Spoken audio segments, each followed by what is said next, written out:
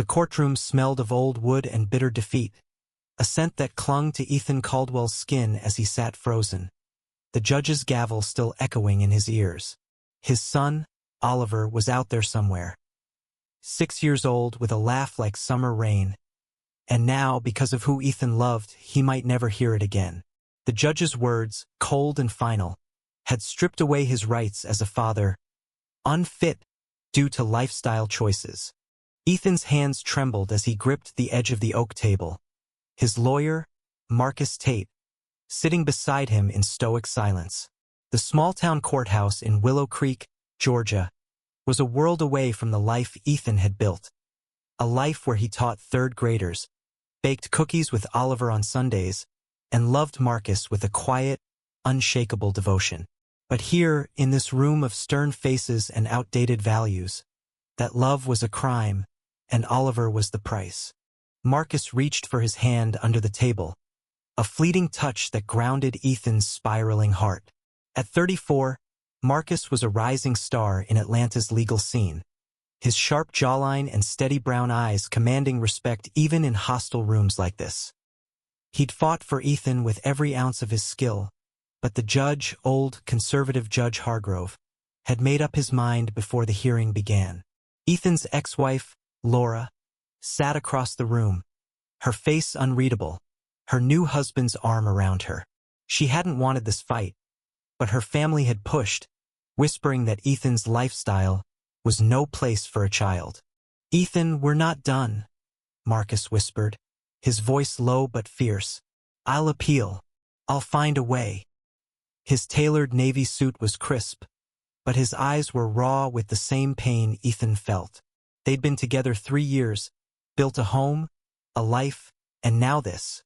A ruling that tore their family apart. Ethan nodded, but his chest ached. Oliver's face flashed in his mind.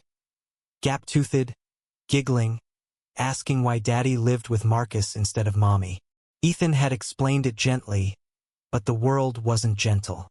Laura's parents, devout and unyielding, had filed for custody the moment they learned Ethan was gay, claiming he was unfit.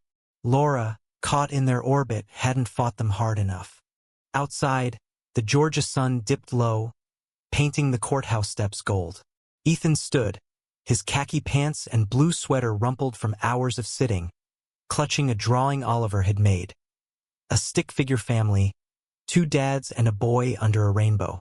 "I can't lose him, Marcus," he said, voice breaking. "He's my world." Marcus pulled him close, ignoring the curious glances from passers-by. "We'll get him back. I swear it." His voice held the weight of a promise, but Ethan saw the flicker of doubt in his eyes. Appeals were costly, and Willow Creek's court was a fortress of tradition. They needed a miracle.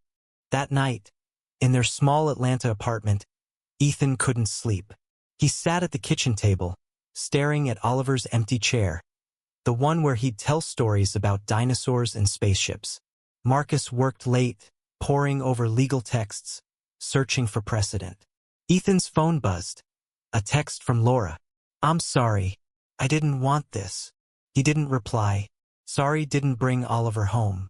Days bled into weeks. Marcus filed the appeal, but the system was slow, and Laura's parents kept Oliver in their sprawling house on the edge of town, where Ethan wasn't allowed to visit. Each night, Ethan called, hoping to hear his son's voice, but they rarely let him through. When they did, Oliver sounded small, confused. "When can I come home, Daddy?" "Soon, buddy." Ethan lied, his heart splintering. He'd always been honest with Oliver, but now truth felt like a luxury he couldn't afford.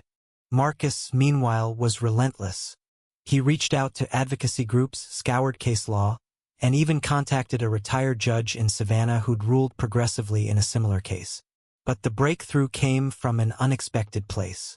One evening, Marcus received an email from a colleague in D.C., mentioning a retired Army general named Thomas Whitaker, who'd recently spoken out about his own son's struggle as a gay man. Whitaker, a decorated war hero, had influence, and a story that mirrored Ethan's. "He's in Georgia this week," Marcus said, eyes alight with possibility. If we can get him to weigh in, it could shift things. His voice carries weight. Ethan, weight even Hargrove can't ignore. Ethan hesitated. A general? Felt like grasping at straws. But Marcus's conviction was infectious. And for the first time in weeks, Ethan felt a spark of hope. "What do we do?" he asked. "We write to him," Marcus said. "We tell him everything about you, about Oliver, about us. If he's willing to help, it could change the game." That night, they sat together, drafting a letter. Ethan poured his heart into it, describing Oliver's love for stars, his bedtime stories, the way he'd hug Ethan's leg and call him Super Dad. Marcus added legal precision, framing their case as a fight for justice, not just family. They sent it off, a fragile hope mailed into the void. Days later, a response came. General Whitaker wanted to meet. Ethan's heart raced as they drove to a quiet diner in Savannah, where the general, gray-haired, broad-shouldered, with a voice like gravel, listened to their story. His eyes softened when Ethan spoke of Oliver, and he nodded slowly. "I lost my son for years because I didn't understand," Whitaker said. "I won't let that happen to you." He promised a letter, not just any letter, but one to the appeals court, signed with the weight of his name and rank. It wasn't a guarantee, but it was a lifeline. As they left the diner, Ethan gripped Marcus's hand, tears stinging his eyes. For the first time, he believed they might win. The diner's neon sign flickered as Ethan and Marcus drove back to Atlanta, the weight of General Whitaker's promise heavy in the air. Ethan stared out the window, the Georgia pines blurring into streaks of green and shadow. He wanted to believe this could save Oliver, but doubt gnawed at him, doubt that a letter, even from a war hero, could sway a system so steeped in prejudice. Marcus, behind the wheel, was quieter than usual. His hands gripped the steering wheel tightly, his lawyer's mind already racing through strategies.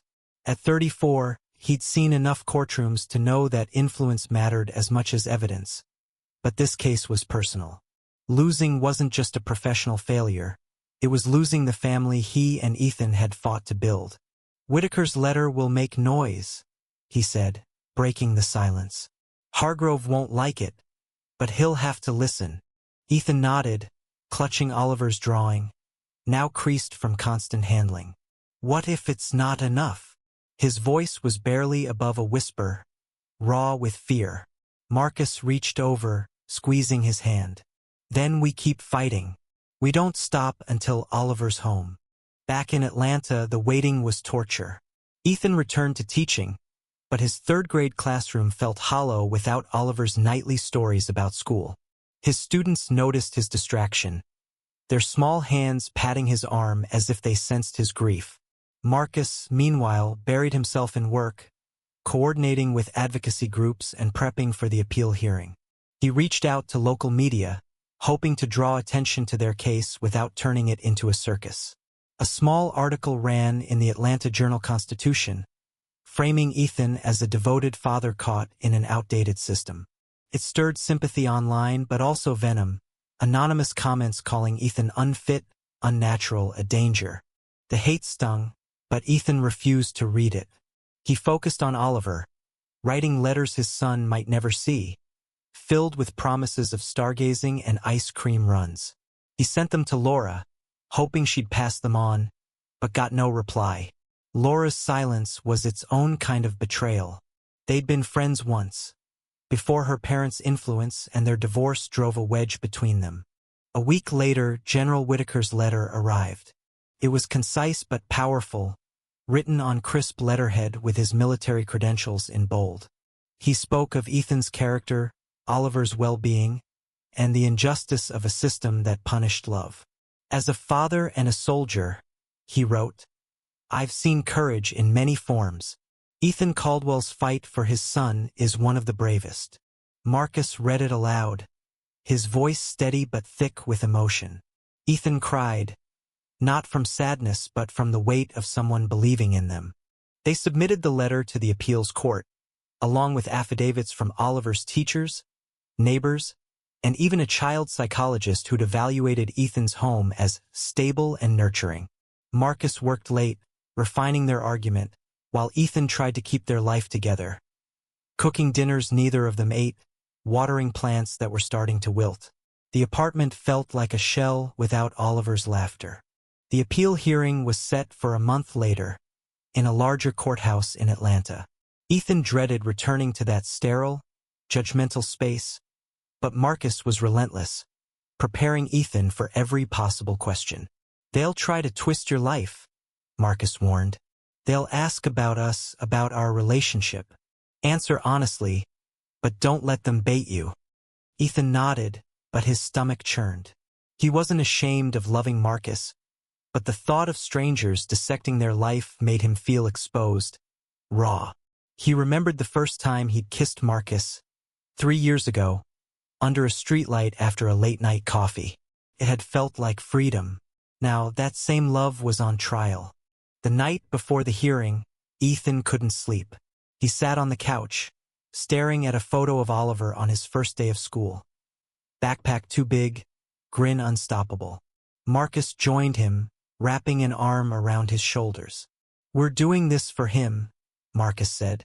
"No matter what, we're in this together." Ethan leaned into him, drawing strength from his warmth. "I just want him to know he's loved," he whispered.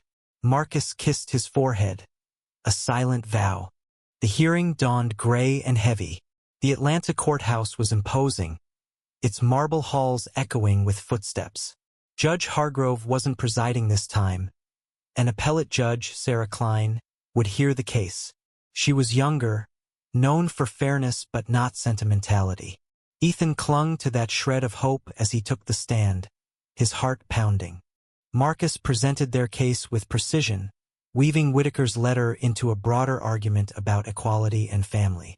Ethan testified next, his voice steady as he spoke of Oliver. His son's love for books, his shy smile, the way he'd ask for one more hug at bedtime. The courtroom was silent, and for a moment, Ethan felt he'd reached them.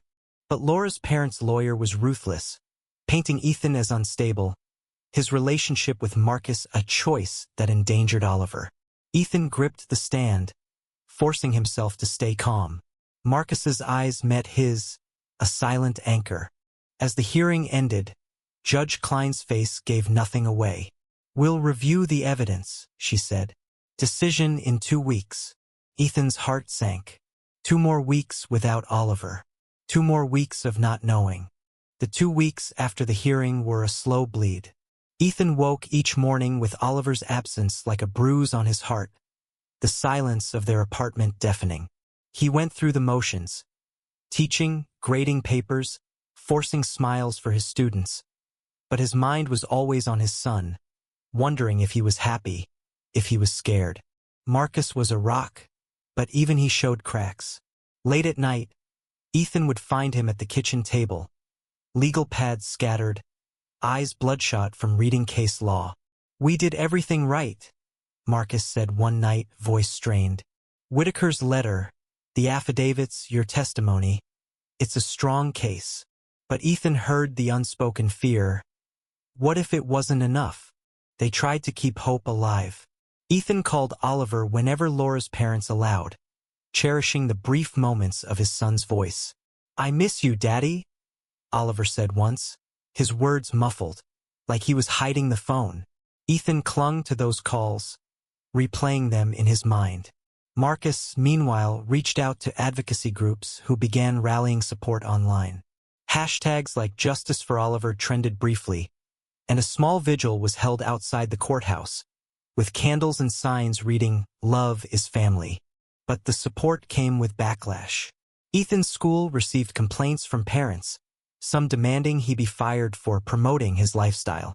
The principal, a kind woman named Mrs. Carter, stood by him, but the pressure weighed heavily. Ethan felt like he was fighting not just for Oliver, but for his right to exist as he was. One afternoon, a letter arrived from Laura. It was short, handwritten, and trembling with guilt. "I never wanted this," she wrote. "My parents pushed, and I didn't stop them. I know you're a good dad, Ethan. I'm trying to talk to them." Ethan stared at the words, torn between anger and pity. Laura had always been caught between her heart and her family's expectations. He didn't reply, but he showed the letter to Marcus, who read it with a clenched jaw. "She could help," Marcus said. "If she testifies for you, it could tip the scales." Ethan shook his head. "She won't stand up to them. She never has." But Marcus wasn't so sure. He drafted a careful response, inviting Laura to meet, to talk, not as enemies but as parents who loved Oliver. To their surprise, Laura agreed. They met at a quiet coffee shop in Atlanta, neutral ground. Laura looked tired, her blonde hair pulled back, her eyes avoiding Ethan's. "I don't want Oliver to grow up hating me," she said softly. "But my parents, they think they're protecting him." Ethan's throat tightened. "Protecting him from me? From love?" Laura flinched but didn't answer. Marcus leaned forward, his lawyer's calm in place. "Laura, you know Ethan's a great father. If you tell the court that, it could change everything." She hesitated, twisting her wedding ring. "I'll try," she said finally. "But they're my family, too." It wasn't a promise, but it was something. The day of the decision arrived, cold and overcast. Ethan and Marcus sat in the courthouse, hands clasped under the table, as Judge Klein took her seat. The room was packed. Advocates, reporters, even a few of Ethan's students' parents who'd come to support him. Laura was there, alone, her parents absent. Ethan's heart leapt at the sight, but he tempered his hope. Judge Klein's voice was steady as she began. "This case raises questions of family, rights, and the best interests of a child." She summarized the evidence: Ethan's stable home, Oliver's well-being, the affidavits, Whitaker's letter. Then she paused, her eyes scanning the room. "I've also received a last-minute statement from the child's mother, Laura Caldwell." Ethan's breath caught. Marcus squeezed his hand. Laura had submitted a letter, read aloud by the judge. "Ethan is a loving, devoted father." It began. "Oliver is happy and safe with him. I regret allowing this case to proceed." The words hit Ethan like a wave, tears spilling before he could stop them. Marcus's grip tightened, his own eyes shining. Judge Klein continued. "General Whitaker's letter carries significant weight, not for his rank, but for his perspective on family and justice. This court finds no evidence that Ethan Caldwell's personal life renders him unfit." She looked directly at Ethan. "The original ruling is overturned. Custody is restored to Mr. Caldwell, with visitation rights for Ms. Caldwell." The room erupted, cheers from advocates, murmurs from others. Ethan turned to Marcus, sobbing, and they held each other, the world blurring around them. Laura approached, tentative. "I'm sorry, Ethan," she said. "I'll make this right with Oliver." He nodded, too overwhelmed to speak. That evening, Ethan drove to Laura's parents' house to pick up Oliver. The boy ran to him, arms wide, and Ethan lifted him, holding him so tightly it hurt. "You're coming home, buddy," he whispered. Oliver grinned, his gap-toothed smile brighter than the stars. Oliver's small hand was warm in Ethan's as they walked to the car, his backpack slung over one shoulder. The Georgia night was soft, crickets humming, and for the first time in months, Ethan felt like he could breathe. Oliver chattered about a new book he'd read, oblivious to the weight of the victory that brought him home. Ethan listened, nodding, but his heart was still racing from the courthouse, from Laura's letter, from the miracle of it all. Back at the apartment, Marcus had pizza waiting, Oliver's favorite, pepperoni with extra cheese. The three of them sat around the kitchen table, a family again, though the scars of the fight lingered. Oliver drew a new picture while they ate, this one of a rocket ship with 3 stick figures inside. "That's us," he said, pointing. "Me, Daddy, and Marcus going to the moon." Ethan's throat tightened, and Marcus ruffled Oliver's hair, his smile soft but tired. The days that followed were a delicate dance of rebuilding. Oliver settled back into his routine: school, bedtime stories, Sunday cookies, but he asked questions that cut deep. "Why couldn't I stay with you, Daddy?" he said one night, curled up under his dinosaur blanket. Ethan hesitated, then told the truth, as gently as he could. Some people didn't understand our family, buddy. But we fought for you and we won. Oliver nodded, accepting it with the trust only a child could have. Marcus, meanwhile, was hailed as a hero in Atlanta's legal circles. The case drew attention, with articles praising his tenacity and Whitaker's letter as a turning point. Advocacy groups invited him to speak, but Marcus deflected the spotlight to Ethan. "He's the heart of this," he told a reporter. "I just did the paperwork." Ethan overheard and pulled him into a kiss, grateful beyond words. Laura began visiting, keeping her promise to make things right. She and Ethan worked out a visitation schedule, tense at first but softening over time. Laura's parents kept their distance, their influence diminished by her stand. Ethan didn't forgive them, but he let go of the anger for Oliver's sake. Holding on to hate wouldn't bring back the lost months. The community's response was mixed. Some neighbors left cards and baked goods at their door, quiet gestures of support. Others whispered, their stares cold when Ethan and Marcus walked Oliver to school. Ethan felt the weight of those eyes but held his head high, Marcus's hand in his. They were a family, and no one could take that away again. One evening, General Whitaker called. "I heard the news," he said, his gravelly voice warm. "You've got a good kid there, Ethan. Keep fighting for him." Ethan thanked him, voice thick, and Whitaker chuckled. "No need for tears, son. Just live well. That's enough." The call ended, but its impact lingered, a reminder of the unexpected allies who'd changed their lives. As spring bloomed, Ethan and Marcus took Oliver to a park, where he ran through the grass, chasing fireflies. They sat on a blanket, watching him, their shoulders touching. "We made it," Ethan said softly, his eyes on Oliver's glowing jar of captured light. Marcus nodded, his hand finding Ethan's. "Yeah, we did." But the victory wasn't the end. Ethan knew the world still held challenges for their family. Judgments, laws, whispers. He saw it in the news, in the stories of others still fighting. He and Marcus began volunteering with an advocacy group, sharing their story to help others. It wasn't easy reliving the pain, but it felt right. Oliver deserved a world where love wasn't a battle. One night, as Ethan tucked Oliver in, his son looked up with serious eyes. "Will you and Marcus always be together?" Ethan smiled, brushing a lock of hair from Oliver's forehead. "As long as the stars are in the sky, buddy." Oliver grinned, satisfied, and drifted to sleep. Ethan stood in the doorway, watching, his heart full. Marcus joined him, wrapping an arm around his waist. "He's happy," Marcus said, his voice a quiet anchor. Ethan leaned into him, the weight of their journey settling into something softer, stronger. They'd fought and they'd won, not just for Oliver but for the right to love, to be a family. The stars outside shone bright, and for now that was enough. The school year ended with a flurry of crayon drawings and report cards, and Ethan felt a quiet triumph as he pinned Oliver's artwork to the fridge. His son was thriving, his laughter filling the apartment again, but Ethan couldn't shake the awareness of how fragile their victory was.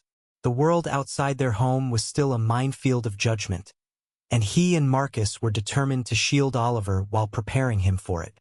Summer brought new rhythms. Ethan took time off teaching to spend with Oliver, building forts in the living room and reading adventure books under the shade of an oak tree. Marcus, swamped with new cases inspired by their win, still made time for evening walks, the three of them wandering Atlanta's parks, Oliver skipping ahead.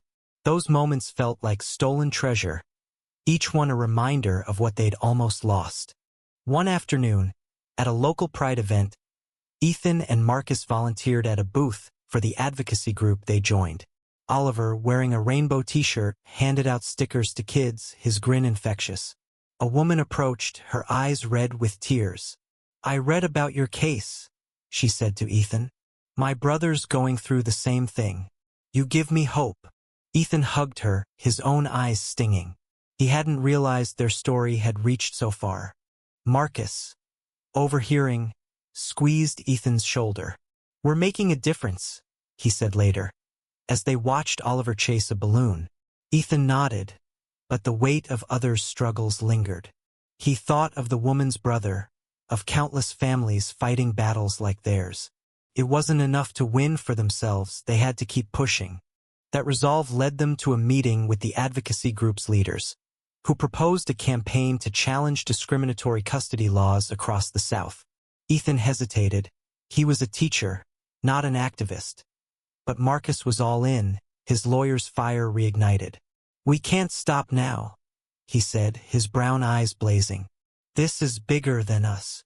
Ethan agreed, signing on to share their story at rallies and fundraisers, though public speaking made his stomach knot. Their first event was in Savannah, a small but passionate gathering in a community center. Ethan stood at the podium, Oliver's drawing in his pocket for courage, and told their story. The pain, the fight, the victory. His voice shook at first, but the crowd's warmth steadied him. Marcus spoke next, outlining legal strategies, his words sharp and inspiring. By the end, people were on their feet, clapping, some crying. A young man approached afterward, barely 20, and whispered, "I'm scared to come out because of my kid, but you guys make me think I can do it." Ethan gripped his hand, unable to speak. The campaign gained traction, with their story featured in national outlets. General Whitaker even joined a video call, offering to lend his name to the cause. His support drew attention, and soon politicians were being pressed to address custody biases. Ethan felt a swell of pride but also exhaustion. Reliving their fight was draining, and he worried about Oliver, who was starting to notice the attention. "Why do people care so much about us?" he asked one night, his brow furrowed. Ethan knelt beside him. "Because we're showing them families like ours are just as real, buddy." Oliver nodded, but Ethan saw the confusion in his eyes. He and Marcus decided to pull back from public events for a while, focusing on their son. Laura, too, was trying to rebuild. She invited Ethan and Marcus to Oliver's 7th birthday party, a small affair at her house. It was awkward at first, her new husband stiff but polite, but Oliver's joy, blowing out candles, tearing into presents, eased the tension. Laura pulled Ethan aside later. "I'm proud of what you're doing," she said. "I wish I'd been braver sooner." Ethan nodded, forgiving her a little more. As summer faded, Ethan and Marcus took Oliver camping, a promise kept from months ago. Under a starlit sky, they roasted marshmallows, Oliver giggling as he got sticky. Marcus told a ghost story, his voice dramatic, and Ethan watched them, his heart full. This was what they'd fought for, not just custody but moments like this, ordinary and perfect. Fall arrived, painting Atlanta in shades of amber and red, and Ethan felt a shift in their lives. A new chapter, fragile but hopeful. Oliver started 2nd grade, his backpack heavier with books, his stories brighter with each day. Ethan and Marcus settled into a rhythm, balancing work, advocacy, and family, but the fight for others like them never left their minds. They knew their victory was a beacon, but the war for equality was far from over. One crisp October morning, Ethan received an email from the advocacy group. A new case in Alabama mirrored theirs. A gay father, David, denied custody of his daughter because of his sexuality. The group asked Ethan and Marcus to mentor him, share their experience. Ethan hesitated, the memories still raw, but Marcus was resolute. "We can't say no," he said, his voice steady. "If we help one more family, it's worth it." They met David in a Birmingham coffee shop, a nervous man in his late 30s with tired eyes and a quiet strength. He spoke of his daughter, Lily, with the same love Ethan felt for Oliver, and the pain of losing her to a biased judge. Ethan shared their story, every detail, while Marcus offered legal advice, his notebook filled with scribbled strategies. David listened, hope flickering in his eyes. "You really think I can win?" he asked. Ethan nodded. "We did. You can, too. The meeting sparked something in Ethan. He'd been a reluctant advocate, but seeing David's desperation lit a fire in him. He and Marcus began mentoring others, hosting small support groups in their apartment. Each story was different but achingly familiar. Parents torn from their children, judged for who they loved. Ethan listened, comforted, and shared, while Marcus connected them with lawyers and resources. Oliver, sensing the importance, would draw pictures for the kids, his small way of helping. The advocacy work wasn't without cost. Ethan's school faced more complaints, and though Mrs. Carter stood firm, the tension wore on him. Marcus, too, felt the strain, his caseload growing as more families sought his help. Late nights became their norm, coffee cups piling up, but they leaned on each other, their love a quiet strength. One night, after a long meeting, Marcus pulled Ethan close on the couch. "Are we doing too much?" he asked, his voice soft. Ethan shook his head. "It's hard, but it's right." Christmas brought a surprise. General Whitaker visited Atlanta, invited by the advocacy group to speak at a fundraiser. Ethan and Marcus brought Oliver, who was shy but awestruck by the general's medals. Whitaker knelt to his level, handing him a small pin shaped like a star. "Your dads are heroes, kid," he said, his gravelly voice warm. Oliver beamed, pinning it to his jacket. The fundraiser was a success, raising funds for legal battles across the South. Ethan spoke briefly, his voice steadier now, and Marcus followed, outlining policy changes they were pushing for. The crowd's applause was a bomb, but Ethan's eyes were on Oliver, who clapped loudest of all. Later, Whitaker pulled them aside. "You're changing lives," he said. "Don't stop." Ethan felt the weight of those words, a call to keep going. Winter deepened, and with it came a new challenge. David's case went to trial, and Ethan and Marcus attended, sitting in the back of an Alabama courtroom. The judge was stern, the atmosphere tense, but David's lawyer used their case as precedent, citing Whitaker's letter and Laura's testimony. Ethan held Marcus's hand, praying for a win. When the judge ruled in David's favor, restoring custody, Ethan cried, hugging David as Lily ran to her father. Felt like their own victory all over again. Back home, Ethan and Marcus celebrated quietly, toasting with hot cocoa as Oliver slept. "We're building something," Marcus said, his eyes bright. Ethan nodded, his heart full. They were more than a family now, they were a force, reshaping the world one story at a time. By spring, Ethan and Marcus's life had woven itself into a tapestry of love, advocacy, and resilience. Oliver was 8 now, his curiosity boundless, asking questions about the rallies they attended and the people they helped. Ethan answered carefully, teaching him that love comes in many forms, and fighting for it is a kind of courage. Marcus, ever the lawyer, added stories of justice, framing their work as a quest to make the world fairer. Their apartment became a hub for the advocacy group, with parents dropping by for advice or just a safe space to talk. Ethan found purpose in these moments, his teacher's heart connecting with each story. Marcus, meanwhile, took on pro bono cases, his reputation growing as a fierce defender of families like theirs. They were exhausted but fulfilled, their love for each other and Oliver the fuel that kept them going. One evening, Laura called, her voice hesitant. She'd left her husband, moved out of her parents' influence, and wanted to rebuild her relationship with Oliver. Ethan was wary but agreed to meet. At a park, Laura played with Oliver, her laughter genuine, and Ethan saw a glimpse of the friend he'd once known. "I'm trying to be better," she said later, her eyes pleading. Ethan nodded, offering a truce for their son's sake. They agreed to co-parent more closely, a fragile but hopeful step. The advocacy campaign gained momentum, with Ethan and Marcus speaking at national conferences. Their story, alongside Whitaker's letter, became a rallying cry, pushing lawmakers to draft bills protecting LGBTQ parents. At one event, a senator approached them, promising to champion their cause. Ethan felt a surge of hope, tempered by years of fighting. Change was slow, but it was coming. Oliver, meanwhile, was growing into his own. At school, he stood up for a classmate teased for having two moms, echoing Ethan's lessons about love. When Ethan heard, he hugged his son tightly, pride swelling in his chest. Marcus, overhearing, grinned. "He's got your heart," he said, kissing Ethan's temple. One summer night, they took Oliver stargazing, a tradition they'd kept since the custody win. Lying on a blanket in a Georgia field, Oliver pointed out constellations, his voice bright with wonder. Ethan and Marcus held hands, their rings glinting in the moonlight.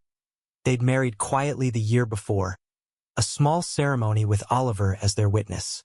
The stars felt like a promise, a reminder of what they'd fought for and won. As Oliver slept between them, Ethan whispered, "Do you think we're making a difference?" Marcus squeezed his hand. "Every day. For him. For us. For everyone we help." Ethan smiled, his heart steady. Their fight had started with a judge's gavel, a general's letter, and a love that refused to break. It had grown into something bigger, a movement, a legacy. Years later, Oliver would tell his own children about his dads, the men who fought a system to keep him, who turned their pain into purpose. He'd show them the star pin from General Whitaker, now worn and cherished, and tell them how love rewrote their story. Ethan and Marcus would listen, graying but still holding hands, knowing they'd built a world where their sun could shine. The fight wasn't over, but under that starry sky, they knew they'd already won what mattered most. Each other, their family, and the chance to make the world a little brighter. The verdict wasn't just a court's decision. It was a life reclaimed, a love affirmed, a future rewritten.